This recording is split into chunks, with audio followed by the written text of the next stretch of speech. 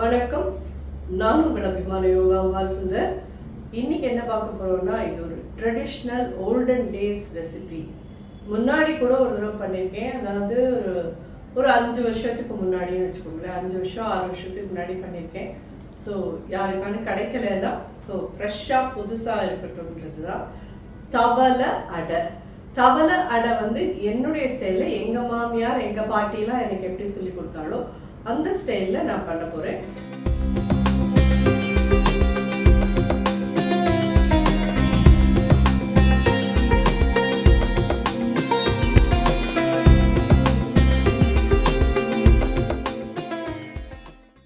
இந்த நாளில் தவளை அடைன்னு பார்க்கறதே அது தவளை தோசை மாதிரி. நிறைய பேர் தவளை தோசையே தவளை அடைன்னு சொல்லி இது பண்ணியிருக்கா.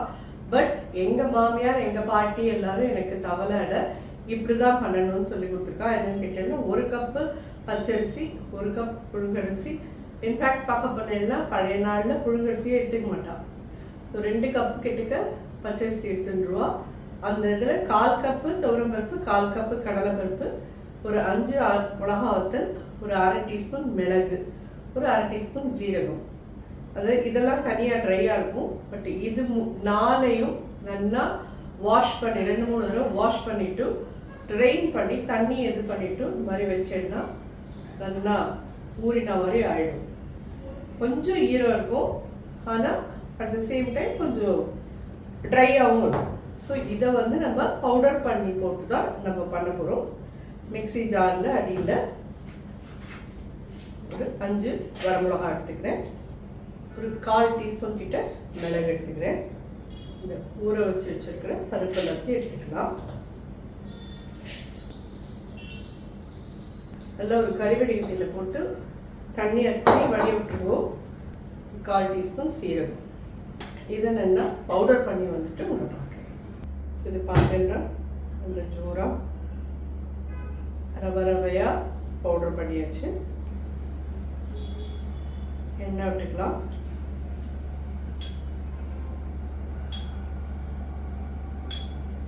அஞ்சு ஸ்பூன் கிட்டக்க எண்ணெய் விட்டுக்கலாம். இது நீங்கள் தேங்காய் எண்ணெய் கொஞ்சம் நார்மல் ஆயில் கொஞ்சம் மிக்ஸ் பண்ணியும் பண்ணலாம். ரொம்ப ரொம்ப நல்லாயிருக்கும். தேங்காய் எண்ணெய் பிடிச்சவாளுக்கு, எங்களுக்கு தேங்காய் எண்ணெய் வாசனை பிடிக்காது மாமி அப்படின்னா நீங்கள் தேங்காய் எண்ணெய் விட வேண்டாம், நார்மல் ஆயில் மட்டும் விட்டுக்கலாம். 1/4 ஸ்பூன் கடுகு போடுறேன். இது பியோர்லி நான் சொன்ன மாதிரி இது எங்கள் மாமியார் எங்கள் பாட்டிலாம் எனக்கு எப்படி தவளை அடை பண்ணணும்னு சொல்லி கொடுத்தாலோ அந்த மாதிரி பண்ணுறேன் நான். ஸோ இதுதான் தவளை அடையா அப்படின்னு கேட்டேன்னா அவள் எனக்கு சொல்லி கொடுத்தது இதுதான் தவளை அடைன்னு. பாக்கியெல்லாம் ஊற வச்சு இது பண்ணி பண்ணுறதில்ல. அதுக்கு உங்களுக்கு உளுத்தம்பருப்பும் உண்டு, பைத்தம்பருப்பும் உண்டு, கொஞ்சம் தயிர் வேறு விடுவா அந்த மாதிரி. அதுக்கப்புறம் மேலே தாளிச்சு கொட்டி அதை அரைச்சி கலந்து மேலே தாளிச்சு கொட்டி தேங்காயெல்லாம் போட்டு அது பண்ணி பண்ணுறது தவளை தோசைன்னு எங்கள் மாமியார்லாம் எனக்கு சொல்லி கொடுத்தா. இதுதான் தவளை அடைன்னு எனக்கு சொல்லி கொடுத்தா. ஸோ உங்கள் சௌகரியம், உங்களுக்கு எது பிடிக்கிறதோ அது. நம்மள்கிட்ட தவளை தோசையும் முன்னாடி பண்ணி போட்டிருக்கோம் நம்ம வீடியோவில். சமீபத்தில் தான் லாஸ்ட் இயர் கூட தான் பண்ணி போட்டிருக்கேன். நீங்கள் அதை வேணாலும் பார்க்கலாம். இது கிட்டத்தட்ட அப்படியே அரிசி உப்புமா மாதிரி கலரிட்டு அதுக்கப்புறமா இதை அதாவது இது அதனால கலரிட்டு என்ன பண்ணுவாங்கன்னா ஒரு பெரிய இது மாதிரி உருளி மாதிரி இருக்கும். இந்த உருளியில் எண்ணெய் அடியில் விட்டுட்டு இதை தட்டி அடியில் போட்டுடுவாள். மேலே ஒரு தட்டை போட்டு மூடிட்டு அது மேலே தண்ணி விட்டு வச்சுருவாள். இந்த தண்ணி இட்டு சொட்டி நடுப்பில் இருக்கிறதெல்லாம் உப்புமா மாதிரியும் கீழே இருக்கிறதெல்லாம் கரன்னு அடை மாதிரி நல்ல ஜோராக வரும். நம்ம இப்போ அப்படிலாம் பண்ண போகிறதில்ல. உப்புமா மாதிரி கலரிட்டு தவால தான் வச்சு தட்ட போகிறோம். 1 ஸ்பூன் கிட்ட உளுத்தம்பருப்பு போட்டிருக்கேன். ஆல்ரெடி மிளகா வத்தல் மிளகு 2மே போட்டிருக்கோம். ஸோ 2 மிளகா வத்தல் வாசனைக்கு போடுறேன். கருவேப்பிலை போட்டிருக்கோம். பெருங்காயப்பொடி, தேங்காய்லாம் நீங்கள் அந்த நல்லா நிறைய போட்டேன்னா நல்லா இருக்கும். அடுப்பு சின்னதாக வச்சுருக்கேன். எந்த கப்பில் நம்ம அரிசியெலாம் எடுத்துக்கிறோமோ அந்த கப்லேயே தண்ணி விட்டுக்கலாம். 1 கப் இதுக்கு 3 கப் கிட்ட தண்ணி விட்டுக்கலாம்.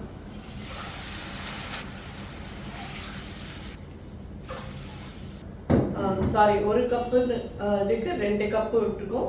இன்னொரு புழுங்கரிசி ஒரு கப் இருக்கு. ஸோ அதுக்கு 2 கப்பு, 4 கப் விட்டுருக்கேன். 5 கப் கிட்ட விட்டுருக்கேன். இது வந்து ஒரு கப்புக்கு 2.5 கப்பு அப்படிங்கிறது.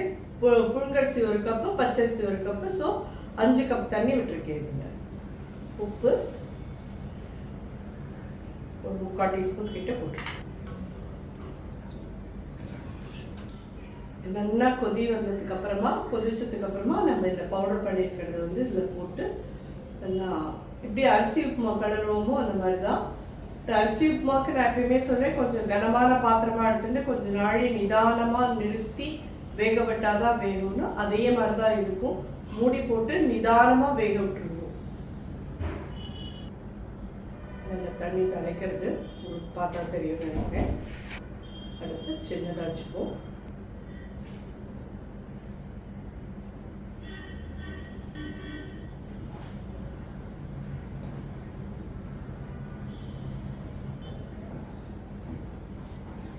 ஸோ அடுப்பை சின்னதாக்கிட்டு மூடி போட்டு வச்சிடலாம்.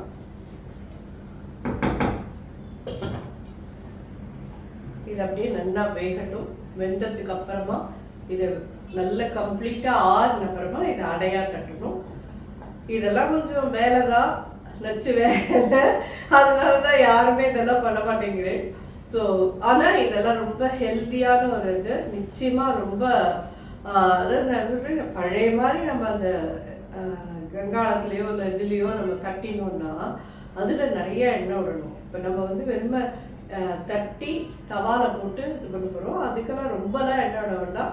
அப்படியே கிறிஸ்பாக ரொம்ப நல்லா இருக்கும். சுடு சுடு சாப்பிட்டோன்னா ரொம்ப பிரமாதமாக இருக்கும். நல்ல மிளகு சீரக வாசனையோட, பெருங்காய வாசனையோட ரொம்ப ரொம்ப நல்லா இருக்கும். தேங்காய் எண்ணெய் பிடிக்கும் அப்படிங்கிறோம், கண்டிப்பாக தேங்காய் எண்ணெய் விட்டுக்கோங்க. நானுமே 2 ஸ்பூன் தேங்காய் எண்ணெய் விட்டுருக்கேன். இதில் மேலே அது அடையாக வாக்கிறதையும் பண்ணுறச்சையும் கொஞ்சம் கொஞ்சம் தேங்காய் எண்ணெய் விட்டு பண்ணோம்னா ரொம்ப ஜோராக இருக்கும். இது நல்லா ஆகட்டும், நம்ம பார்க்கலாம்.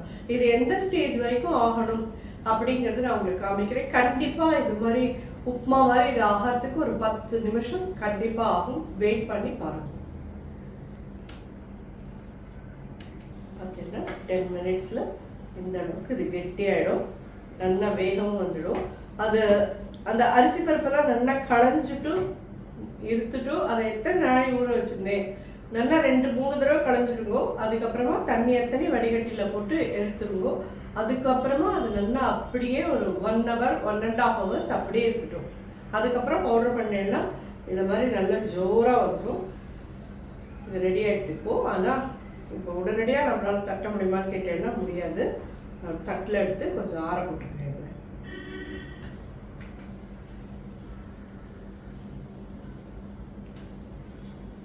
ஆற போட்டுட்டு அப்புறம் தட்டலாம். இதை ஆறட்டும், நம்ம பார்க்கலாம்.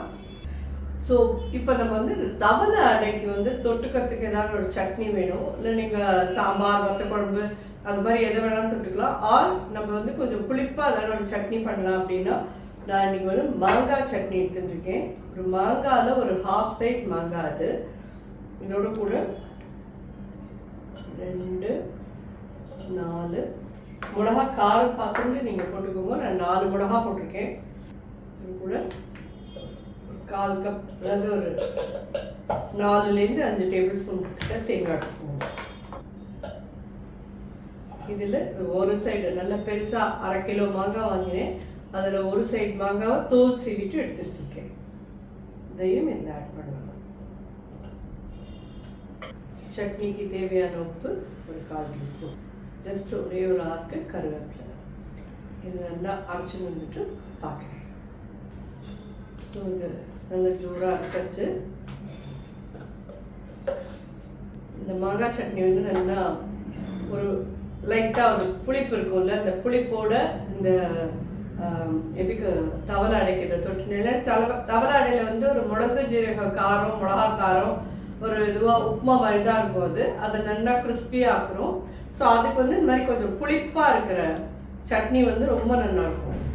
ஸோ நிச்சயமாக இந்த காம்பினேஷன் ட்ரை பண்ணுவோம்.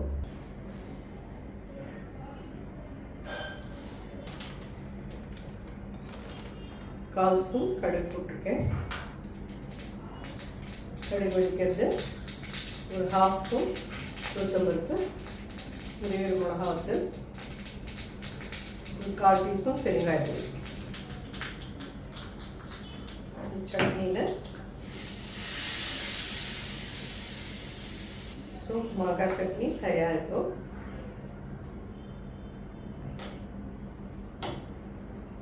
தவளை தட்டலாம்.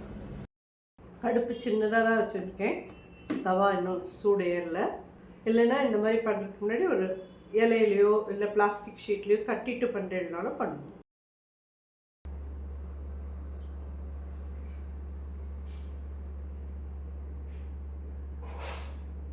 எல்லாத்துலேயும் ஒரு 1/2 டீஸ்பூன் விட்டுருக்கேன். தேங்காய் எண்ணெயும் இதே மாதிரி ஒரு 1/2 டீஸ்பூன்.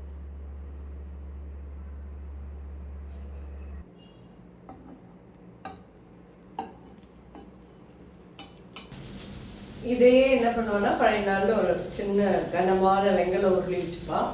அடியில் வந்து நல்லா எண்ணெயை விட்டுட்டு இதை தட்டி உள்ள விட்டு மேலே ஒரு தட்டை வச்சுடுவா. அந்த தட்டு மேலே தண்ணி விடுவா. அது இத்து சொட்டி நடுப்புற இருக்கிற இந்த போர்ஷன்லாம் வந்து உப்புமா மாதிரி அப்படியே நல்லா பொல இருக்கும். கீழே இருக்கிறதெல்லாம் கிறிஸ்பியாகிடும். ரொம்ப இப்போ கொஞ்சம் அட்வான்ஸ் ஸ்டேஜில் போய் 2 பக்கமுமே நமக்கெல்லாம் வந்து கிறிஸ்பாக இருந்தால் தானே பிடிக்கிறது இல்லையா?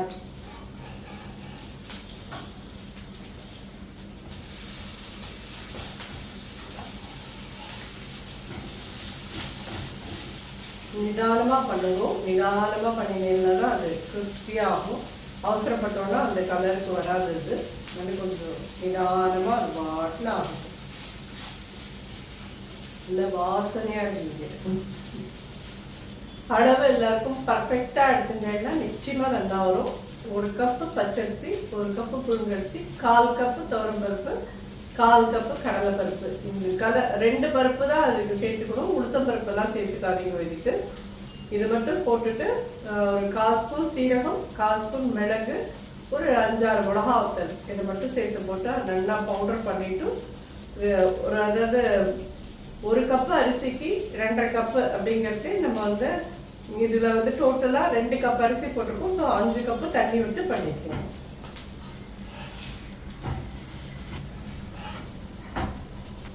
வந்து ஒரு மாதிரி கிறிஸ்பியாக வந்துருக்கு. சாப்பிட்டே தெரியும் உங்களுக்கு. ரொம்ப ஜோராக இருக்கும். நிச்சயமாக சொல்கிறேன், திருப்பி நீ ஜோராக இருக்கும் நீ சொல்கிறியே நாங்கள்லாம் எப்படி நம்புறதுன்னா நீங்கள் பண்ணி சாப்பிட்டு பார்த்துட்டு நிச்சயமாக சொல்லுங்க. ஏன்னா என்னை யாரும் இப்போ இந்த தடவை சமீபத்தில் கேட்டாங்க வெளியில் போய்க்கிட்டு. நாங்கள் எல்லாரும் வீடியோவில் தான் பார்த்துட்டே இருக்கோம். அது பார்க்கறதுக்கு எங்களுக்கு எல்லாருக்கும் நல்லா இருக்கு. நாங்கள் எப்படி அது நல்லா இருக்கும் சாப்பிட்டு பார்க்கறது எப்படின்னா பண்ணி பார்த்தாதான் அதே விதத்தில் பண்ணி பார்ப்போம். உங்களுக்கு நல்லா வரும், அவ்வளோதான். நான் என்ன பண்ண முடியும் அதுக்கு மேலேன்னு எனக்கு தெரியல.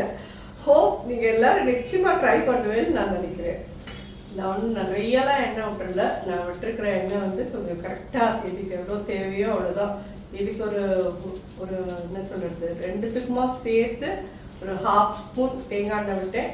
ஒரு 1 டீஸ்பூன் கிட்டக்க நார்மல் ஆயில் விட்டுருக்கேன். ஹோப் அது போரும்னு நினைக்கிறேன்.